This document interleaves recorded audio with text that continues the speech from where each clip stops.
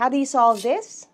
That's what we're going to talk about today. This video is brought to you by the Team Laika online review program. More about this later. Hi there, I'm Laika, and welcome to Team Laika, where we try to help you prepare better for your next exam. This is part 4 of our series when it comes to problem solving. If you haven't seen parts 1 to 3 yet, go ahead and watch those first kasi nagbe-build up tayo ng level of difficulty dito sa series na ito. This time, we're going to talk about part 4. Papasok na tayo dun sa somewhat tricky na section ng ating discussion.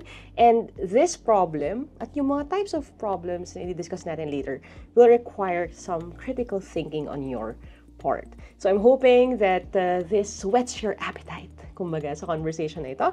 And if you haven't subscribed to this channel yet, go ahead and hit subscribe, hit that bell icon para malaman ninyo kapag ready na yung susunod na episodes natin. And yan muna for now, let's jump right in. Sa series na ito, we are solving a problem set.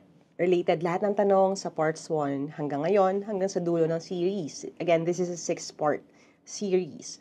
So, tapos na tayo sa questions 1 through 4. Doon na tayo sa question number 5, which requires a little bit of critical thinking. Now, ang susi sa critical thinking ay to spot the trick. Ulitin ko yon, you have to spot the trick. Kumbaga sa Halloween, kailangan ma-spot mo yung trick para makuha mo yung treat, and the treat is getting the right answer.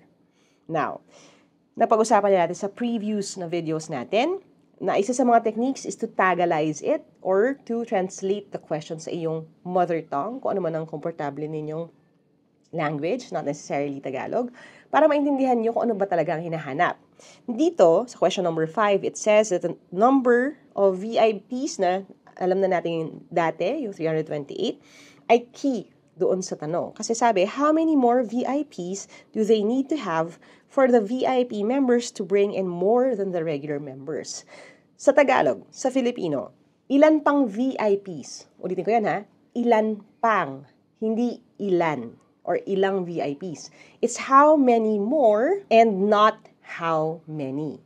Iba ang how many more sa how many. At nung nagpa-survey ako nito a few weeks back, 80% got it wrong. Hindi nila naintindihan yung difference ng how many sa how many more. At ito ay laging, kahit saan naman ako pumunta sa buong Pilipinas, isa sa mga dahilan ko bakit marami ang nakakakuha ng maling sagot, pero confident sila sa answer nila. Minsan nakikipagtalo pa sila. Again, pag how many, ang tanong ay ilan. Pag how many more, ilan pa or ilan ang idaragdag doon sa binigay na. So, kung how many more VIPs do they need, ang ibig sabihin, ilan ang idadagdag mo doon sa 328 na meron na tayo ngayon. Tapos, ang goal natin is, ito, how many more do they need to have for the VIP members to bring in more than the regular members? Ilan pang VIP members ang kailangan para mas marami kang kitain sa VIP members kaysa doon sa regular members? So again, kailangan natin i-point out that it is necessary for them to bring in more than the regular members. Higit doon sa kinikita sa regular members. Hindi pantay, hindi equal, dapat more than. Now, let's try to solve this. If I were to write an equation, ang gagawin ko would be to first figure out kung magkano ang kinikita ng mga regular members. Kung ilan yung regular members, that would be, kukunin natin, the number of members na total minus yung VIP members. 864 minus 328, that is 536. That is the number of regular members. So yung 536 na yan, na regular members, imumultiply ko sa binabayad ng regular members, 1,800. Tapos kung ano man ang lalabas dyan, kailangan yan ay less than noong kinikita sa VIP. Now, bakit less than yung symbol? Bakit hindi equal? Kasi nga again, kung ano man yung VIP has to be more than yung regular members. So, kung ito yung regular side, yung VIP has to be more than that. Now, of course, pwede mo rin yan i-write as this. Dito yung VIP, dito yung regular, para mas visual na, again, it says more.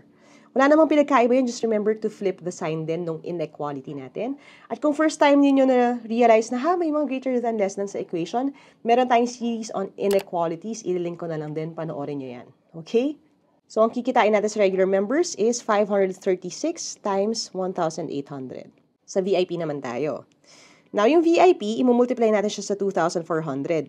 Yung fee ng VIP members. Pero dahil hinahanap natin ay how many more VIPs do we need, we will add that doon sa current number, 328, plus X ngayon, times 2,400. Ibahin ko lang tong bracket na to para mas klaro sa atin. Now, bakit ang nilagay ko ay 328 plus X? Kasi the X ay yung hinahanap, which is how many more VIPs do they need to have? Ilan ang idadagdag mo doon sa current VIPs, which is 328, para yung sagot ay maging greater than yung regular na kita nila. Now, may equation na tayo. Pwede na natin yan i-solve.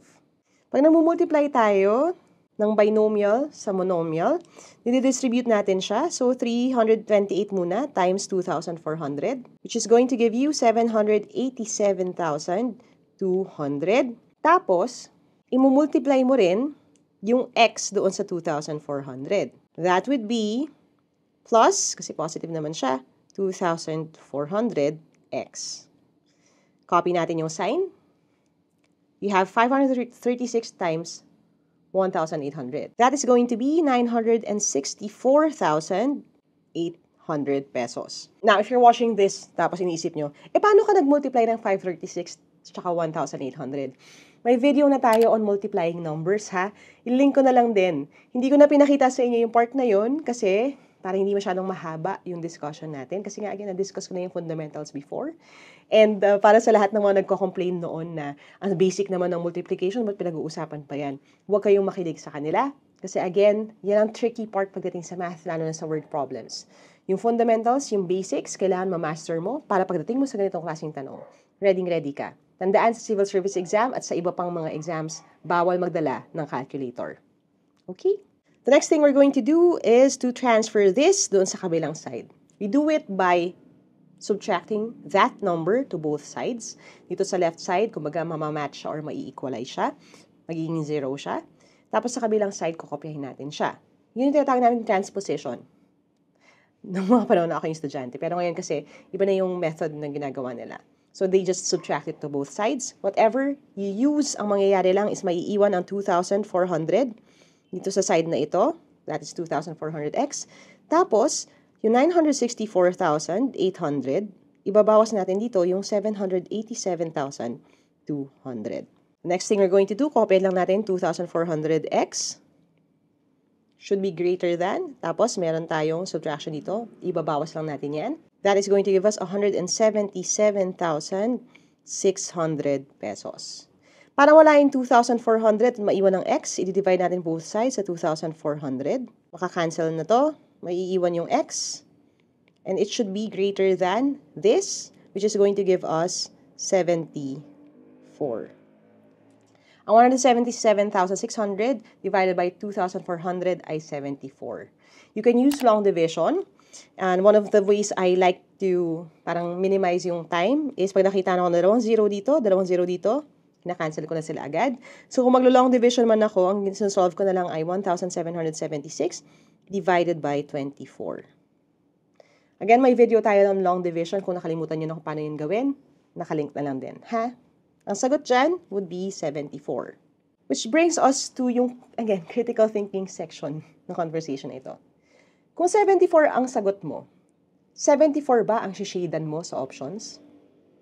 Now, you have to be particular about this and see that ang sagot is that x should be greater than 74. Hindi 74 ang sagot, kundi dapat mas malaki siya kaysa sa 74. Now, dahil tao ang pinag-uusapan. Diba? Kapag nagdagdag ka ng isa para maging greater siya sa 74 VIP members, that would make 75 VIP members. Now, let's see if we can figure this out kung hindi mo kayang iluwa yung equation. Okay? If you're having fun learning sa lesson na ito, you have way more if you join the online review program. It's a 10-week program designed for people taking aptitude tests like the civil service exam. This program started back in 2017 and has since helped so many people pass their tests. people from all walks of life, across multiple generations, iba't ibang edad, iba't ibang pinanggalingan, and we cover not just yung fundamentals when it comes to the topics ng math, language, analytical reasoning, logic, at marami pang iba, kung hindi pati yung mga super secret, exclusive tips, tricks, and techniques that I teach exclusively doon sa mga estudyante ng program na ito. The 10-week program includes a diagnostic exam in the beginning, a mock exam towards the end, and every week you have a pre-test, a post-test, as well as multiple online learning experiences where you study the concept and then apply it right away sa isang quiz para siguradong hindi mo makalimutan yung mga natutuhan mo. So if you're taking an exam really soon and you want more resources, message us on our Facebook page, m.me/teamlaika, to figure out if you can join our next batch of students. Sa lahat ng mga nag-enroll din, maraming salamat sa inyo. Alam niyo na yan, you help me help more people by joining this program, by buying the review books, and by supporting our channel. Maraming salamat sa inyo. Now back to the video. Using the same technique we did before, gagamit tayo ng columns. You have regular members and VIPs. Yung number nila at yung babayad nila. So regular members, meron na tayong 536 members multiplied by yung bayad nila, 1,800. Pag minultiply ko yan, ibig sabihin ang lumalabas na pera ay 964,800. Ito yung kita sa regular. Now, dito na tayo sa VIP. Para malaman natin kung ilan yung dadagdag natin, kailangan natin malaman kung saan muna tayo nanggaling. Parang pagdating sa self-improvement, I always tell people this, you need to know where you are to figure out where you should go. Kailangan alam mo muna kung ano yung meron ka na para alam mo kung ilan yung dadagdag mo para malampasan yung number na 964,800. So, alam natin, ang current VIP members ay 328. Mumultiply natin sa 2,400. Ang kalalabasan ay 787,200. Dito na tayo pupunta sa ilan pa yung idadagdag ko. Now, para malaman kung ilan ang idadagdag, tanong natin yung additional VIPs.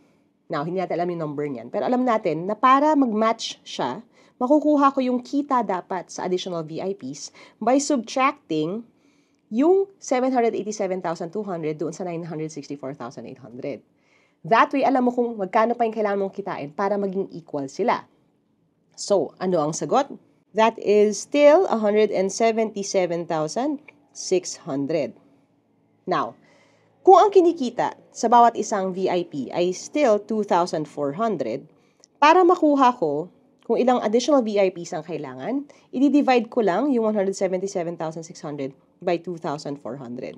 At kung makikita ninyo, kung i-divide ko ito dito sa 2,400, that is basically the same thing as this. So, the answer is still, again, kahit mag-long cut ka pa, 74. Now, again, 74 para pumantay. Pero dahil ang hinahanap is kailangan they need to bring in more than the regular members, hindi sapat ang 74. The correct answer ay 75 new VIP members. Pareho lang naman sila. Okay? Kaya pa?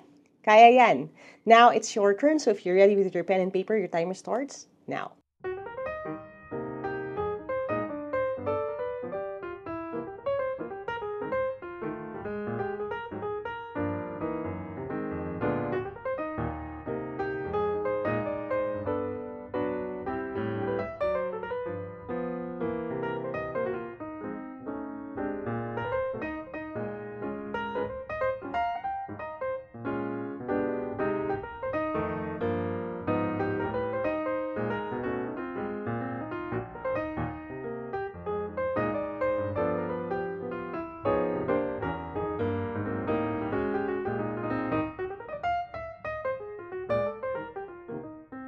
Alright, let's see how you did.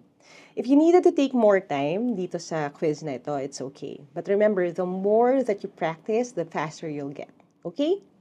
Sabi dito, Mimi Yu was given a choice between getting a daily or weekly allowance. The terms are as follows. If she chooses a daily allowance of 300 pesos per day, she will not receive it on weekends, holidays, and on days when the classes are suspended.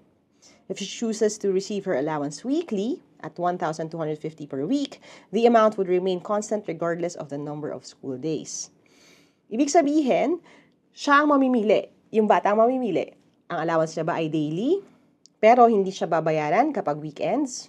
Dito sa Pilipinas, weekends means Saturday and Sunday. Tapos, hindi rin siya babayaran kapag holiday at saka pag suspended ang classes. Kung pipili niya naman ang weekly allowance at 1,250 pesos per week, yung amount ay pareho pa rin kahit na magbago man ang number of school days. Ibig sabihin, kung sa isang linggo, okay, ang kanyang allowance ay 1,250. Pero suspended yung classes for 3 days, walang magbabago. 1,250 pa rin ang makukuha niya. Dapat mautak si Mimi para ma-maximize niya ito. So, Mimi decided to base her decision on this data from the previous school year. Binigay sa atin ang target or supposed number of school days, hindi kasama ang weekends. Binigay sa atin ang number of school days per week. Binigay sa atin ang number of holidays last year and the number of days when the classes were suspended. The question is, which option should Mimi choose? So, ganitong klaseng tanong. Okay? Tinetest na dito yung kung paano natin i-figure out kung ano yung sagot given all this information. Now, I did mention in an earlier video dito sa series na ito na yung PISA results ng Philippines ay dismal, far from yung gusto nating mangyari. And a huge part of critical thinking skills is figuring out kung paano makuha ang sagot, paano ma-justify ang sagot mo with the information you're given. And whether you use this formula or that, ang importante, tama yung sagot, alam mo kung bakit yun ang dinaanan mong path para makuha yung tamang sagot. At alam mo rin kung paano basahin yung data, i-sift through, gamitin, i-fit together para makuha mo yung tamang sagot. So, subukan natin tong gawin. Para malaman natin kung anong pipiliin ni Mimi, at syempre, ang pipiliin niya ay kung saan mas okay yung pera, mas marami siyang makukuha. Ang gagawin natin is to figure out kung magkano ang kikitain niya sa daily versus weekly. Kung pipiliin niya ang daily, ang factor dito is that ang daily allowance niya ay 300 pesos per day. Now, ang tanong would be, magkano ang kanyang allowance kung susundan natin yung calendar na ito? Na alam natin na ang total number of school days na babayaran siya ng 300 per day should be itong 200, tapos ibabawas ko yung 18 days na holiday, at pati na rin yung number of days na nasuspend ang classes. So, yung 300 na yan, ay imumultiply ko doon sa 200 minus the holidays, which is 18, minus the days when the classes were suspended, which is 17. So, 300 times 200 minus, ako gusto ko na lang pagsamahin yung dalawang negative para isang salvo na lang siya. This is going to give me 35. So, the answer, kung daily allowance ang pipiliin niya, ay 300 times 165. Na paano natin makukuha yan? Kahit 165 na lang, times 3, tapos lalagyan natin yung dalawang zero sa dulo mamaya. This is going to give us 15, 6, 12, 18, 19, tapos 1 times 3 is 3 plus 1, 4, 9, 5, 0, 0, or 49,500. Yan ay kung daily. Now, tingnan natin if it will make more sense kung weekly yung allowance niya. So, ang weekly allowance, 1,250 per week. One would think na, okay, kasi diba sa isang linggo, meron siyang 5 na school days. 5 times 300 is 1,500. Hindi ba automatic na mas maganda yung daily? Yes. Kung yun lang ang factor. Pero dahil sinabi nga na wala siyang allowance pag holiday, wala siyang allowance kapag suspended ang klase, kailangan nating malaman kung sulit ba yung iaangat ng allowance kapag daily siya versus yung weekly na lang. Kasi mas marami ang weeks kaysa doon sa days counted na kikitain natin. So, 1,250 times the number of weeks. Now, how do we know the number of weeks? Ito ay yung 200 na school days divided by the number of school days per week, which is 5 days. Kasi kung may 5 days sa isang school week at meron 200 days, that should be distributed like this. I-divide natin yung 200 sa 5. The answer would be 40 weeks. So, yung 40 ngayon, i-multiply natin sa 1,250.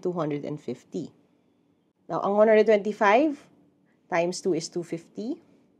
Dalawang 250 ay 500. So, alam ko lang 125 times 4 ay 500. Lalagay ko lang yung isang 0 galing dito at isang 0 galing dito. The answer is 50,000 pesos. Now, kung ikaw si Mimi, anong mas gusto mo? 50,000 o 49,500? Siyempre, doon ka na sa 50,000.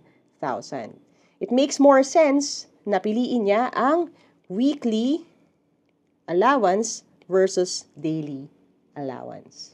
Gets? So again, problem solving for real-world situations. Actually, pwede ka pang magdagdag ng information dito, which is, if the first week of school starts on a Thursday, you will get additional na weeks pa doon sa iyong bilang na 40. So, either or, lamang pa rin ang weekly. Ang tanong lang would it be 500 pesos more or will it be 1,750 pesos more? Either way, it makes more sense na piliin ang weekly kasi mas marami kang makukuha ang pera, ideally. Now, syempre, bumabagyo sa Pilipinas. So, hindi natin sure kung 17 days lang ang suspension this year. Pero, given what we have sa problem na to, that's what we need to get to the answer. I hope you got that right. Alright, weekly rin ba ang sagot mo? Let me know in the comments. And again, this is part 4 of our series. We have 2 more videos coming up. And para hindi nyo ma-miss, don't forget to subscribe, hit that bell icon. And for all those channel members, supporters, all of those people who buy the books, maraming salamat sa inyo. Thank you for helping me help more people through this channel. Kung hindi dahil sa support ninyo, hindi ko magagawa yung mga ganitong klaseng video. So, salamat ng marami sa inyo. And if bitin kayo dyan, may mga gusto pa kayo matutuhan, we have more suggestions for you. Tap lang or click kung anong gusto nyo matutuhan next. Or use the search bar para i-type kung meron akong topics na hindi nyo pa alam, pero probably na-cover na natin. And as we always say sa channel na to, never stop learning. Aja, kaya niyan. I'll see you in the next video and bye for now.